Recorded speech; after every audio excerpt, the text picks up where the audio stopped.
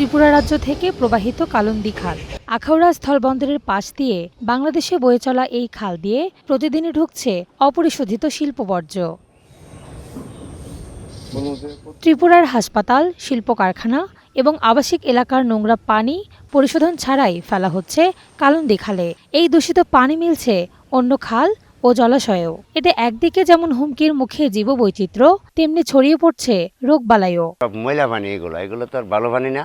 এগুলা বন্ধ করার জন্য অনেক হাজারবার রিকোয়েস্ট করা হয়েছে, এই ভারত সরকার শুনতে রাজি না। আমরা চাই যে এটা দ্রুত এটা একটা বিকল্প চিন্তা নেওয়া হোক। মশা মাছি পোক মাকড় বেশি অতিরিক্ত হয়ে গেছে এই জায়গায়।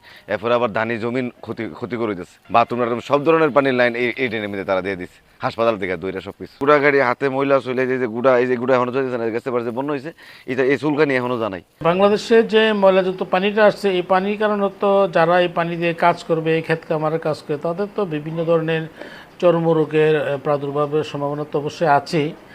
পাশাপাশি এই কেমিক্যালের মধ্যে দুর্গন্ধ থাকে, এটার কারণে তাদের শ্বাসকষ্ট সহ অ্যাজমা, ব্রঙ্কাইটিস, শ্বাসজনিত অনেকগুলি সমস্যা থাকতে পারে। যে সকল কৃষকেরা জমিতে কাজ করবে তাদের এই ব্যাপারে সতর্ক থাকা দরকার, যাতে এই পানি থেকে তারা চর্মরোগ সহ বিভিন্ন ধরনের শ্বাসকষ্ট রোগ সহ এগুলি না ছড়াইতে পারে। এরপরও এই নোংরা পানি বাধ্য হয়েই নানা কাজে ব্যবহার করতে হচ্ছে স্থানীয়দের। আখাউড়া স্থলবন্দর এলাকার বাসিন্দারা আছেন সবচেয়ে বেশি ভোগান্তিতে। ব্রিটিশ আমল থেকে এই পানিটা ইন্ডিয়া থেকে পাহাড়ি ঢলের পানি এবং ইন্ডিয়ান যে অফিস আদালত এবং যে এরার বিভিন্ন হসপিটাল টসপিটাল আছে, বাড়িঘরের নালার পানি এবং নোংরা পানি, এগুলা এদিক দিয়ে অনবরত সবসময় নামে। গাছপালা থাকে, সেই গাছপালা সব মারা যায়।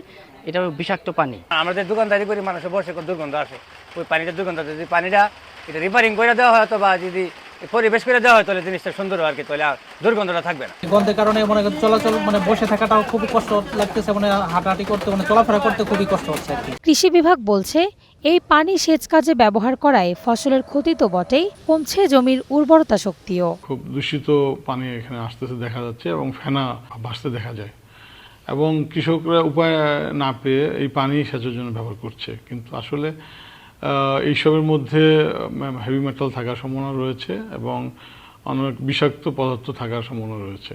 যথাসম্ভব এই জাতীয় পানি সেচের জন্য ব্যবহার না করে ভালো, কারণ সেচের জন্য যে পানি হবে তার 3টা বৈশিষ্ট্য থাকবে। সেই পানি হবে স্বচ্ছ, সেই পানি দুর্গন্ধমুক্ত হবে, দুর্গন্ধ থাকবে না, আর কোনো স্বাদহীন হবে সেটা।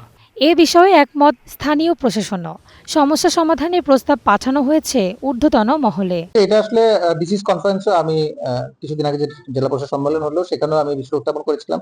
মাননীয় উপদেষ্টা মহোদয় ছিলেন, মাননীয় সচিব ছিলেন, তাদের সাথে কথা হয়েছে।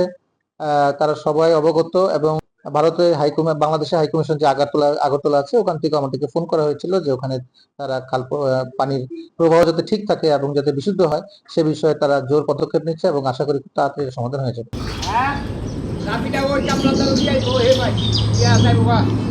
আশ্বাসের বৃত্ত ভেঙে পরিবেশ ও জীববৈচিত্র্য রক্ষায় এ সমস্যার দ্রুত সমাধান চান আখাউড়ার বাসিন্দারা। Ishrat Lubna, star news.